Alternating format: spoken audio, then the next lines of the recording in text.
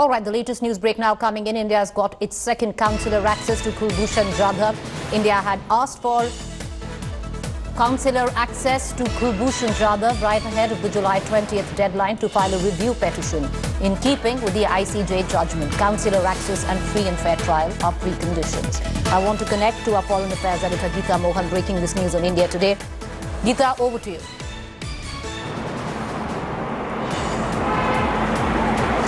That's the news coming in. The Indian High Commission officials right now are at the Ministry of Foreign Office in Pakistan, meeting with the DG South Asia, discussing modalities of the meeting like last time. Modalities of the meeting this time around also are being discussed. Indian side had again reiterated their demand like they did last time around, that the entire access has to be unimpeded. Remember last time Gaurav Ahluwalia Preeti got access, but it was not unimpeded. There were interference. There were Pakistani officials who were in the room, and Kulbhushan Jadhav spoke under absolute duress with the Pakistani officials present in the room. This time around, what again the Indian side wants is that it should be unimpeded, like keeping in mind the spirit and the ruling of the ICJ, wherein they should be allowed to speak in any language they want to and not stick to English. That not one but two officers should be allowed, and that they should be left alone with Jadhav for a complete and unimpeded consular access to Kulbhushan Jadhav. Now, what we're given to understand is that Kulbhushan Jadhav has been moved to a place which is now being called a sub-jail. The officers have been given time of 4 p.m. Pakistan time, which is 4:30 p.m. in India. We're also given to understand that two officers will be allowed to go. So, from all the demands that India had put forth, I suppose one demand has come through, which is not one, but two Indian High Commission officials will be allowed to meet Kulbhushan Jadhav. But on other counts, which is allowing Indian officials to meet with Kulbhushan Jadhav alone, that in all probability is not going to happen. Of course, the entire room is going to be bugged. That's taken for granted. But again, what the Indian side says is that we know everything would be recorded. But if a Pakistani officer is not present, maybe then Kulbhushan Jadhav will speak a little more freely rather than the manner in which he spoke last time around. So that demand certainly is not being met. The demand on language, there is no clarity on whether if they're going to stick to having them speak only in English, or whether they're also going to allow other languages, particularly in this case we're looking at Marathi.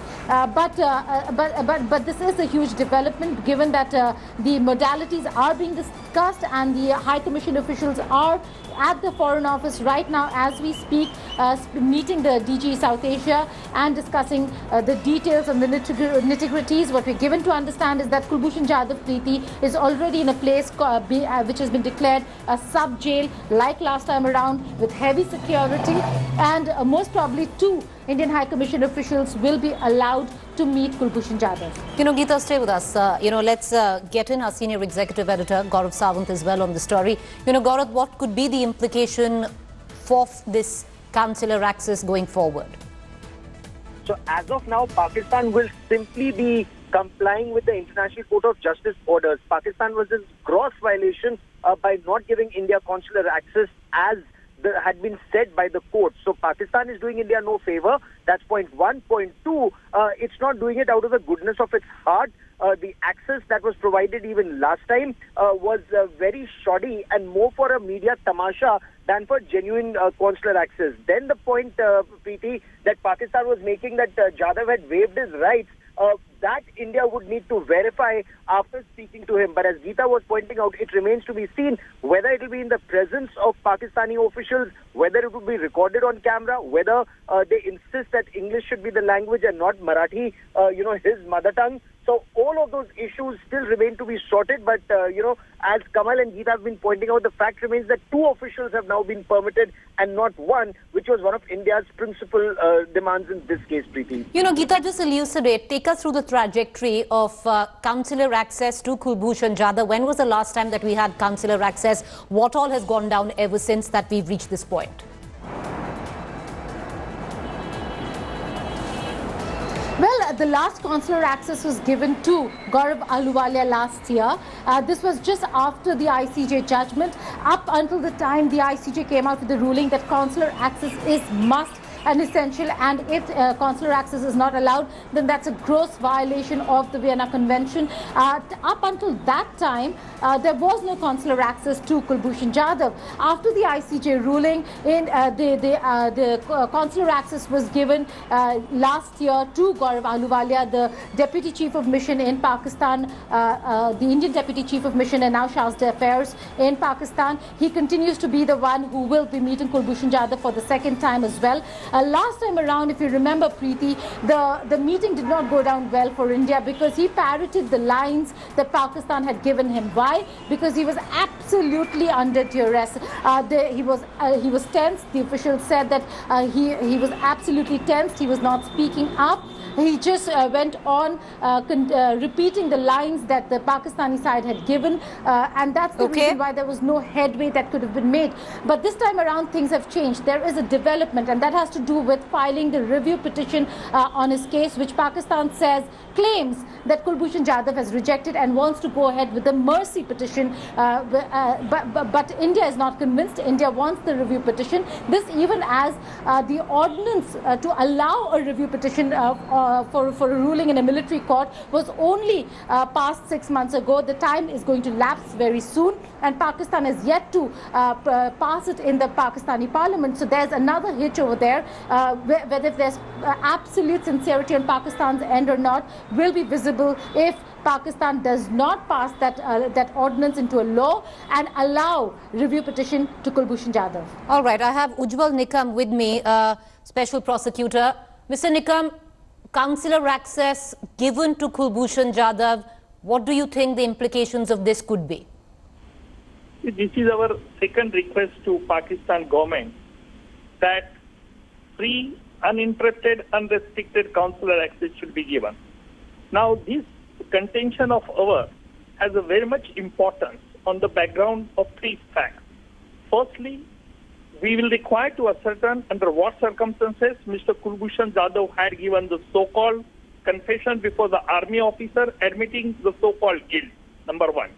This is also necessary because according to the Pakistan Evidence Act, if any confession is extracted by force or by ill-treatment, or if it is not out of free will, then Pakistan law doesn't admit it as an admissible evidence. That is the reason as to why Pakistan is worried, because all Pakistan case is based upon the so-called confession, and therefore Pakistan, earlier our request has rejected the consular access should be given in confidence. Number two, Article 36 of Vienna Convention clearly says, and ICJ has also upheld, that the uninterrupted and unrestricted consular access should be given, which Pakistan has till this time has violated. Number three, recently Pakistan government has made a public announcement that Mr. Kulbhushan Jadhav doesn't want to prefer any review petition against the order of the death penalty. This is something very uncommon because this is not suitable to the human conduct. And fourthly, the Pakistan government has also declared that Mr. Kulbhushan Jadhav is asking for mercy. Now, all these four factors are required to be ascertained from Mr. Kulbhushan Jadhav, whether really on his own, out of free will, has made a statement, or by force or compulsion, somebody is asking to make such type of statement. Now, if at all Indian authorities have some clue, they will get some clue, then definitely will require to challenge the state order of the death penalty. Now, number five. Now, Pakistan has not yet made it clear. Only they have formally accepted the request of Indian government that we are allowing the second consular access. But under what circumstances that they are allowing us? These niceties are required to be cleared by the Pakistan government. And I think we'll have required to knock down the doors of ICJ again if at all Pakistan refuses to accede our request of free and uninterrupted consular access to Mr. Kulbhushan Jadhav.